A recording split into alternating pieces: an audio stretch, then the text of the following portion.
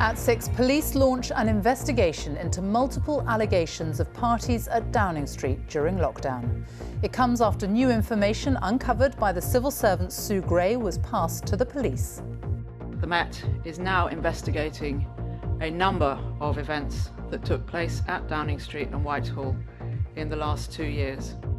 The Prime Minister's spokesman says Boris Johnson does not think he has broken the law. I welcome the Met's decision to conduct its own investigation because I believe this will help to give the public the clarity it needs and help to draw a line under matters. Yet the Prime Minister's leadership is still in jeopardy tonight, not just from the police, but an official inquiry and his own MPs. Also on the programme tonight, a plane carrying US military equipment arrives in Ukraine to help bolster defences as tension with Russia continues to rise. The impact of the pandemic on frontline staff, the nurse who's moved to the other side of the world after suffering what she calls complete burnout. And the man who was underground for more than 50 hours after being injured caving in the Brecon Beacons returns to thank his rescuers. Coming up in Sports Day, later in the hour on the BBC News channel, we'll head live to Cameroon following the death of 8 people in a stadium crush at the Africa Cup of Nations.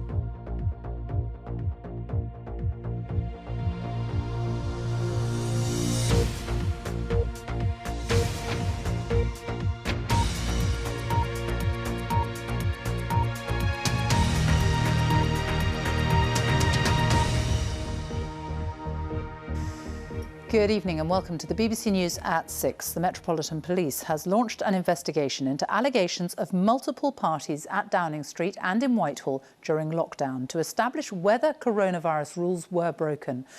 The Prime Minister has welcomed the decision, saying he's willing to speak to detectives and hopes it will draw a line under the matter.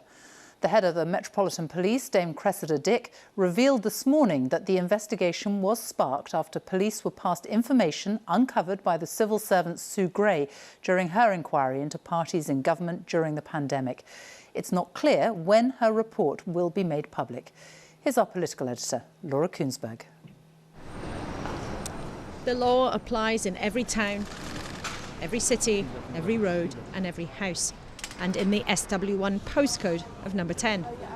And the police have concluded they've seen enough about what happened behind closed doors when the law was locked down, that it merits a full and proper look. I can confirm that the Met is now investigating a number of events that took place at Downing Street and Whitehall in the last 2 years. So, for only the second time in a century, can you survive the police investigation, Boris Johnson? A serving Prime Minister will be investigated for what happened under his own roof. After months and months of claims about rule breaking during a national emergency. The Prime Minister. I believe this will help to give the public the clarity it needs and help to draw a line under matters. But I want to reassure the House, Mr. Speaker, and the country that I and the whole government are focused 100% on dealing with the people's priorities. I'm told the police have been talking to the official who's been trying to get to the bottom of what happened for weeks. And enough evidence about gatherings or parties in Downing Street is there for them to contemplate prosecutions. Was it right to have a birthday gathering in Downing Street, Miss Stories?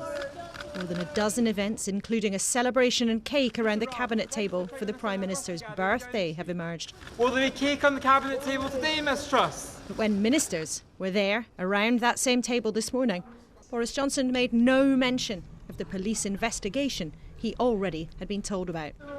Those loyal to him have been louder in recent days. The vaccine rollout, the furlough programme, the economy having bounced back to pre-pandemic levels.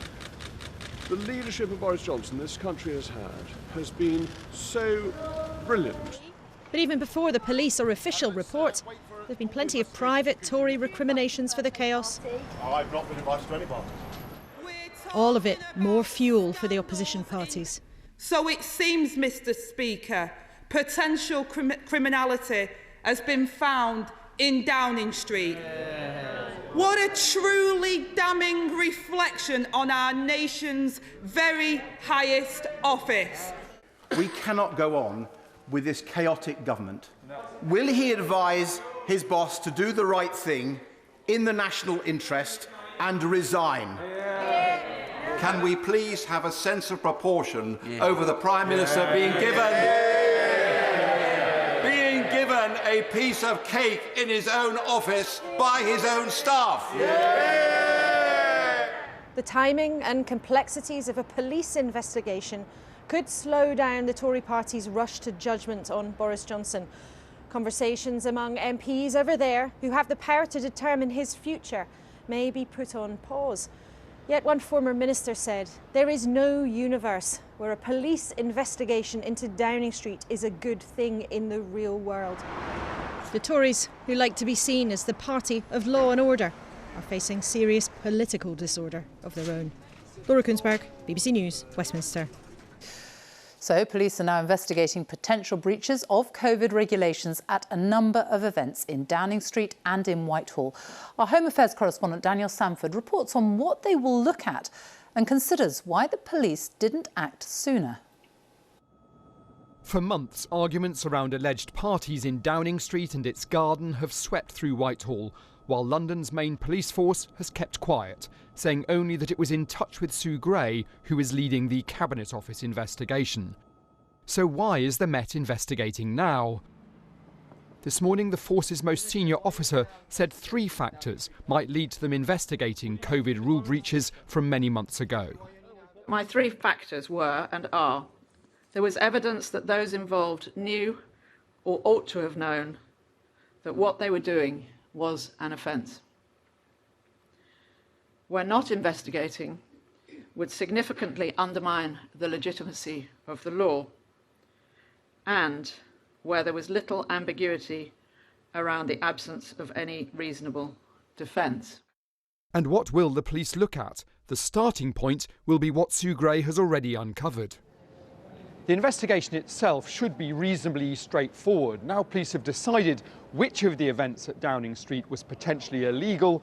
They'll just need to try and work out who was at each one, and they'll do that by looking at emails, at personal accounts and at movements on staff passes. And they'll also need to check whether anyone had a legitimate reason to be at any of the events. For some opposition politicians, the question is, why did police not act sooner? Did the officers who work in Downing Street every day not notice the events when they were happening?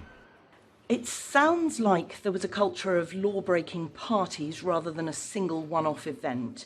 We've heard reports of wheelie suitcases of drink clanking through security. Surely some officers were concerned about what they were seeing at the time.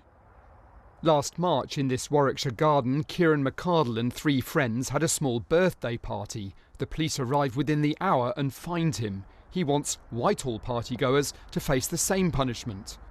When the story of these parties are coming out now, it's a little bit galling when you see that the people that made the rules are breaking the rules and they're not being held to account. So what are the potential punishments? Anyone who attended an illegal gathering in Downing Street during lockdown faces a fine. At the start of the pandemic, the fines were £60, but later rose to £100 and then again to £200. It's not clear if the Prime Minister is one of those who faces a possible fine. Daniel Sanford, BBC News, Downing Street. Well, let's talk to Laura in Westminster now. So we've got the police investigation, Sue Gray's inquiry. When will we finally know what's been found out?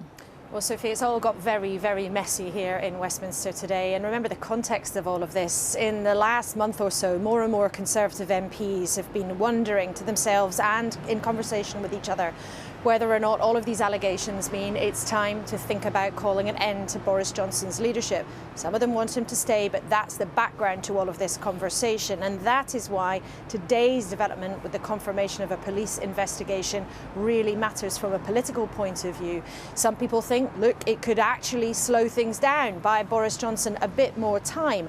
But there's something quite surreal about hearing MPs imagine that a police investigation into things happening in Downing Street could actually turn out to be a good thing. I think in the short term, perhaps it might give people pause for breath, but that may all well be overtaken by the other strand of this, the official inquiry by a senior civil servant, Sue Gray, that's been going for the last few weeks.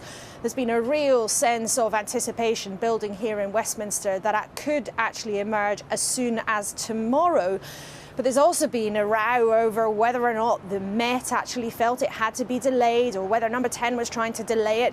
Downing Street says they want it out there as soon as possible. But I'm afraid tonight we're still not clear whether that means tomorrow or still some time off. Our political editor, Laura Kunsberg, thank you.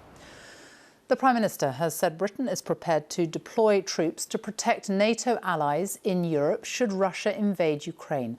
Boris Johnson said Vladimir Putin would face ferocious Ukrainian resistance. He urged other European nations to be ready to put in place hard-hitting sanctions if Russia does invade. Our diplomatic correspondent Caroline Hawley reports. The might of the Russian army on display in its ally Belarus, Ukraine's northern neighbour, where military exercises are planned next month. Moscow has been building up troops on Ukraine's eastern border too, and fears of a new war in Europe are growing. The Kremlin is still denying it'll invade, President Putin keeping the world guessing about what his intentions really are. If Russia invades Ukraine, we would look to contribute to any new NATO deployments to protect our allies in Europe. But if President Putin were to choose the path of bloodshed and destruction, he must realise that it would be both tragic and futile. Russia's now amassed around 100,000 troops near its border with Ukraine, leading to huge international concern. Moscow used to control much of the region, but many countries have since joined NATO, the military alliance of European and North American countries of which the UK is also a part. And President Putin has demanded that Ukraine never be allowed to join NATO. So the West is now ramping up its response, the defensive counter-build-up growing by the day. Warships and fighter jets from several NATO members are now heading to Eastern Europe. This is American military equipment arriving in Kiev. The US has now put 8,500 troops on alert to deploy at short notice if they need to. Russia's also being threatened with unprecedented economic sanctions if President Putin does give the order to invade. We mustn't underestimate how serious he is. A sovereign and independent Ukraine is a direct affront to his ambitions as he sees them to restore Russia as a great power. Some in Ukraine think the West is being alarmist. Others are growing increasingly nervous. Larissa says Russia is a cancer on her country's soil. Moscow today accused the Americans of whipping up tensions over Ukraine, but suggested that diplomacy isn't dead yet. Caroline Hawley, BBC News. A 15-year-old schoolboy has been airlifted to hospital after being stabbed at a school in Cumbria this morning. The pupil suffered multiple stab wounds during the incident at Walney School near Barrow-in-Furness. Cumbria police said they have arrested a 16-year-old boy on suspicion of grievous bodily harm. Well, Danny Savage is there for us now and tell us more about what has happened. Yeah, Sophie, this is Walney School behind me. It has about 500 pupils in years 7 to 11. Paramedics were called here just after 10 o'clock this morning to reports that a 15-year-old had been stabbed. They did attend to him. He did have multiple stab wounds. He was treated here for some time before he was airlifted to Alderhay Children's Hospital in Liverpool by air ambulance. Half an hour later, a 16-year-old pupil was arrested about 1.5 miles from here, down the road, close to Barrow railway station. He was arrested on suspicion of causing grievous bodily harm with intent. The head teacher here at the school has issued a statement saying the whole school community is in shock and sends its thoughts and prayers to the victim and his family. The 15-year-old is in a stable condition in hospital. We've had an updated statement this evening and his injuries now are described as not being life-threatening. Sophie. Danny Savage, thank you. The chairman of Middlesex County Cricket Club has apologised for comments he made today at a hearing looking into diversity. Mike O'Farrell suggested to MPs that the Afro-Caribbean community was more attracted to rugby and football, and South Asian people sometimes preferred to go into education rather than cricket. Our sports correspondent Joe Wilson reports.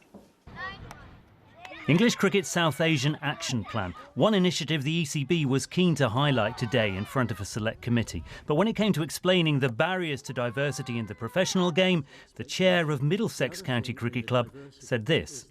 The football and rugby world becomes much more attractive to the Afro-Caribbean community. And in terms of the South Asian community, there is a moment where we're finding that they do not want necessarily to commit the same time that is necessary to go to the next step, because they prefer, not always saying they do it, they sometimes prefer to go into other educational fields. Former international Ebony Rainford-Brent chairs the ACE Foundation to address declining black cricket participation. She reacted. These outdated views are exactly why we're in this position. Unfortunately, the decision makers hold on to these myths, i.e. that young black people like football, Asian community, only interested in education. Mike O'Farrell apologised for what he described as his lack of clarity.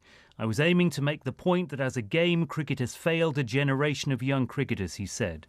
Azim Rafiq accepted that apology, but with deep concerns.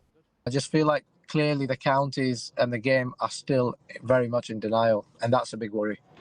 For the cricketer who experienced and exposed racism at Yorkshire, today's events revealed the long road still to travel. Joe Wilson, BBC News. The time is 6:15. Our top story this evening. Police launch an investigation into multiple allegations of parties at Downing Street during lockdown. And coming up, what future for Derby County Football Club? Administrators hold crucial talks about its future funding. And coming up in Sports Day in the next 15 minutes on the BBC News channel, Rafa Nadal says he was physically destroyed in his 5-set Australian Open quarter-final, but he still made it through to the last 4 in Melbourne.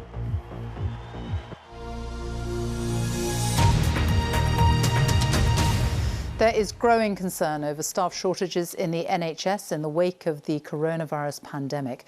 The latest survey from the Royal College of Nursing shows that more than half of staff are considering leaving the profession. Exhaustion is one of the key reasons. In the last of his special reports from the Royal London Hospital, Clive Murray looks at the mental toll on frontline staff. How far would you go to find your humanity? Was just really struggling with the whole culmination of, what we were going through, and it felt like every shift I was going to work, we were having to open more beds, and we were seeing more people that, were really, really sick with COVID. Now, former NHS senior sister Becky Smith is in Australia, her faith in herself restored. I first met her on the main COVID ward of the Royal London Hospital during the first wave. Potentially we'll make a decision about whether it's appropriate to continue with what we're doing at the moment. Among her duties was telling families there was no hope for their sick relative. Then she'd switch off their life support machine. Becky would always stay with the patient, just for a few moments, behind the partition, as life passed to death, holding their hand in respect. Then one day, with 2 COVID patients, after several deaths over many months, she quietly snapped. It was just robotic. I turned off the ventilator, I walked away, and I remember just thinking to myself, my gosh, what am I doing? Total compassion fatigue, total emotional burnout. I'm sure it would break the hearts of those families to know that that's kind of the mentality that I had at that time. Most outsiders will never understand the mental grind of the last 18 months for those charged with healing us all. I run just to clear my head, really. I think the last couple of years have been pretty challenging, at times very, very stressful, and running has been a good release valve for that. For consultant PJ Zolfagari, this is what he means by challenging and stressful. Yeah, okay, ready, steady, go. Multiple life and death decisions day after day during the COVID pandemic. This guy's not going to survive the night. We'll have to call the family from the ankles. Oh, right, okay, yeah, I can see they're very, very swollen. Now things are calmer, but for how long? The waiting list of 12 months or more for a procedure has grown from less than a dozen to 4,500 because of the pandemic. This man has a heart condition.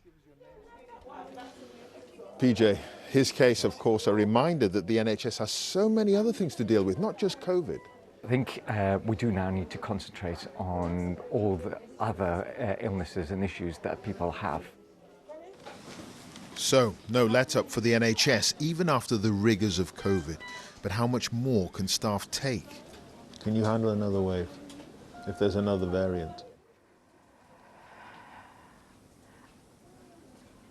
Probably, I'd have to. You know, I think it would take a lot, and I think every wave leaves a bigger mark. But I would do my best. I'd try. Dear Dad, thank you so much for making Christmas Day happen a week early. Never mind the pressure on NHS staff. What about their families? I'll be doing what I do best and caring for people who need me. Caroline, oh yeah, she looks a bit... Pat and Nessa Kelly celebrated Christmas this year without their daughter Carleen. It was hard, Carleen, going back this year. She was on shift on December the 25th at the Royal London Hospital, 350 miles away. I sent her a text message and said the tears are running down my face here. When she went away first, I missed her terribly. It took the light out of the house. Yeah. She's wonderful. Ready, steady, turn. This is Carleen, doing what she does best. Over the course of the coronavirus pandemic, we followed her progress as a nurse on the front line. Now she's a senior sister. Morning. Morning. How Hi, are you? how to see you. You too, you too. It's a bit fresh though, isn't it? I've no doubt all of us will suffer from some sort of PTSD. I look at empty bed spaces now and I remember that person. I remember speaking to their family. I remember when they passed away. People who've died. Yeah. And I see them. Those ghosts, do you think they will live with you forever? I don't know. How to banish those memories of trauma. Consultant Martin Griffiths in an abandoned intensive care unit reflects on the struggles, the past atmosphere of dread. And you're here now, it just looks like an empty room, doesn't it? But I can feel it. And I don't want to go back to it. Is it over? It feels like we ended something.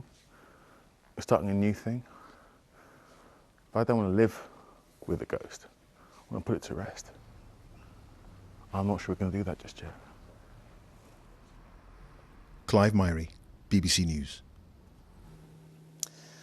Well, the UK's latest coronavirus figures show there were more than 94,000 new infections in the latest 24-hour period. So there were just over 93,000 new cases on average per day in the last week. The number of people in hospital with COVID remains stable, currently just over 17,000. Another 439 deaths were reported. That's of people who died within 28 days of a positive test. On average, in the past week, there were 263 deaths per day. On vaccinations, nearly 37 million people have had a booster jab. That's just over 64% of those aged 12 and over.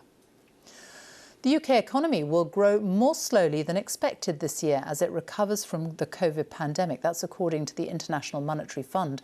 Their forecast for Britain's growth in 2022 has been cut from 5 to 4.7%. But the UK economy will still be the fastest growing in the G7 industrialised nations. Our economics editor Faisal Islam is with me now. So explain what's behind this. So this has been driven by the world economy. The big two, US and China, suffered the biggest downgrades. That's a lower forecast growth for this year in the IMF forecast. As for the UK, yes, it's a small adjustment downwards, and that is driven. That still leaves the UK, as you say, the fastest growing G7 economy, the fastest of the major 7 economies, as it was last year. That's partly the result of the fact that it fell so much in 2020 at the height of the pandemic lockdowns. And so the IMF has been talking about the big policy dilemma, which is how to support people through the large expected increases in energy prices, potentially £50 a month on bills. And they say it should be targeted, this help, on the most vulnerable. That, I think, is in line with where the Treasury is. It's faced pressure from MPs, looking at today's public finance figures, better than expected numbers for borrowing, saying that they should delay the national insurance rise planned for April. But I think that the thinking is on targeting this, still costing many billions, on those most vulnerable. Faisal Islam, thank you. Emergency talks are taking place to try to save the football club Derby County. The Rams went into administration last September. The club's administrators now have just 1 week to show the English Football League how Derby will be funded for the rest of the season, or the club could risk expulsion. Our sports editor, Dan Roan, reports. They're a club with a proud past but a precarious future. Twice crowned champions of England in the 70s, indebted Derby County are in a desperate fight for survival. Today, as emergency talks continued, one lifelong fan told me of the toll it's taking. There's a lot of anxious people out there. There's a lot of people out there desperate to find out, what the outcome's going to be. It will be devastating if Derby County goes into liquidation. Having spent heavily in a gamble to reach the Premier League, Derby lost the 2019 Championship playoff final. Local businessman Mel Morris putting the club up for sale. This season, Derby were docked a total of 21 points after entering administration amid debts of £60 million and admitting a breach of accounting rules. That led to legal action by Middlesbrough and Wycombe Wanderers, who claim they lost out as a result, hampering the search for a buyer. The club then given until next week to prove it had the funds to complete the season. With Derby facing a tax debt of almost £30 million, this local printing firm's among other creditors, owed thousands of pounds by the club. We did put them on a payment plan and then they failed to make the last payments, which to a small company like this is it's quite significant. Many will find it unthinkable that a club with a heritage and a stadium as impressive as this could be facing the threat of liquidation. But Derby County's plight has come to symbolise mounting concern over football finance, ownership and governance. Meanwhile, the man trying to lead what would be a miraculous escape from relegation told me what was at stake. Derby County is much more than just a football club. It gives everyone in the city hope. It gives kids the right to dream. So for Derby County to be in this situation is incredible, really. With 3 potential bidders interested in buying the club, there's hope that this founding member of the Football League can be rescued. But with talks designed to break the deadlock ongoing tonight and more players likely to be sold to make ends meet, time and money could still run out. Dan Rowan, BBC News, Derby. The man who spent more than 50 hours underground after being badly injured while caving in the Brecon Beacons has been back to meet some of the volunteers who saved his life. George Linnane fell last November and broke his leg, jaw and several ribs, leaving him in agony and wondering if he'd ever get out. More than 300 volunteers from around the UK joined the extraordinary rescue effort. Our correspondent Hal Griffith reports. Little did I know it was going to turn into a 50, 60-hour epic, whatever it was, where, I could have never come out of there again. This is where George Linnane's life changed in an instant. Ogof Ffynnon, Britain's deepest cave system. Somewhere he'd been dozens of times before, but last year, deep underground, the rock beneath him crumbled and he fell into the darkness. The first thing I knew about it was this instantaneous feeling of legs whirling around in midair and arms grabbing for something. 1 second I was caving, the next minute the world went mad. And then it all went black, and then 2 minutes later I kind of woke up in a very different state to when I'd started. George broke his leg, jaw and several ribs. He was bleeding heavily. As a friend went for help, he wrestled with the pain. Did you think that you might not survive? Honestly, yes, at times. It was kind of dark times initially, I guess, until the help started arriving. What followed was Britain's longest ever cave rescue. In all, 300 volunteers from across the UK turned out to help. They included Becky, a doctor with a local rescue team, who was one of the first to help him. My immediate thought was there's a chance that he's not going to survive this. And then the thought also went through my mind that I'm the only medical professional here, and that if he does become more unwell, that everyone's going to be looking to me to do something. So, yeah, it was a big weight of responsibility. After 54 hours underground and being carried in a stretcher for 3,500 metres, this is the exit where George finally came to the surface. From here, he was transferred into a rescue vehicle, then into an ambulance, then onto hospital. But his journey to a full recovery is going to be a long one. George still faces months of treatment, but is determined to return to caving and become a rescue volunteer, joining the team which saved him. If there was a message you wanted to give them, the people who turned out and travelled to come and help you, what would it be? I would just say thank you from the bottom of my heart, really, and I'd also let them know that the beer that I owe them is on the way. Yeah, it's in the pipeline. Hywel Griffith, BBC News at Ogof and on the. Time now for a look at the weather, and Ben Rich is with us. Are you going to warm things up, please, Ben? I am actually, Sophie, yes, because some parts of the country have been stagnating underneath a lot of cloud over the last few days. Very light winds and temperatures, they really have been struggling. Where we've had these grey, leaden skies and murky conditions, quite large parts of England and Wales this afternoon have been pegged back to just 1, 2 or 3 degrees above freezing. But it has been milder for Northern Ireland and Scotland, 9, 10, 11, thanks to a little bit of sunshine, more of a breeze, the air turning over a little bit more, so the temperatures have been allowed to lift. But we have had a couple of weather fronts across the north of the UK today, bringing just the odd spot of rain, not much more than that, and really only the odd spot pushing southwards with that weather front overnight. But what this will do is it'll start to break up and push away that big sheet of cloud that's been keeping things so grey and cold over the last few days. Having said that, where we do see some breaks in the cloud overnight, that could allow a touch of frost to form. So a chilly start to tomorrow morning, but for England and Wales, I can promise more in the way of sunshine, not necessarily clear blue skies, but we'll call it patchy cloud and sunny spell, something a little brighter. Northern Ireland and Scotland turning cloudy and quite wet up to the northwest, windy too, with gusts in excess of 50 miles per hour for some exposed spots. But with more of a breeze across the UK, more sunshine, that air turning over, we lose that stagnant cold and instead we see highs between 8 and 11 degrees. So yes, it will be a little milder. But as this area of low pressure passes to the north of the UK through Wednesday night into Thursday, we'll see a swathe of gales or even severe gales, particularly for the Northern Isles. Those winds slowly easing through Thursday. Cloud and some patchy rain initially in the south, but Thursday should bring plenty of sunshine, a few showers, stays quite breezy, temperatures between 7 and 11 degrees. We'll see some more rain pushing in from the west on Friday, unsettled for the weekend, milder on Saturday, maybe not so mild on Sunday. Sophie. Thank you. And that's all from the BBC News at 6. Goodbye.